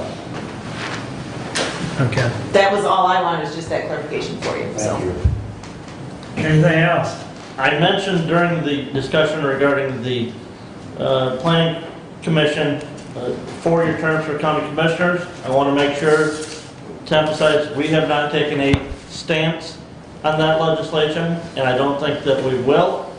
But I just wanted, for clarification for the individuals, for the citizens to know that is pending in the state legislature right now. It's past the Senate, it's It is. on to the House. It's passed the Senate by a veto-proof majority in the Senate. 33 to 3 or something like that. Yes, so it should be in the House today and referred to a committee there, so, but yes, we have taken no stance on that, so. Correction, I believe the previous board passed a resolution to support the 4-year.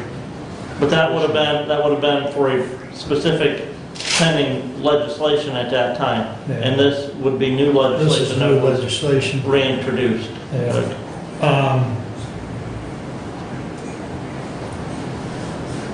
But also, that would not have if it becomes law, Wouldn't take effect until, the presidential election year of '24.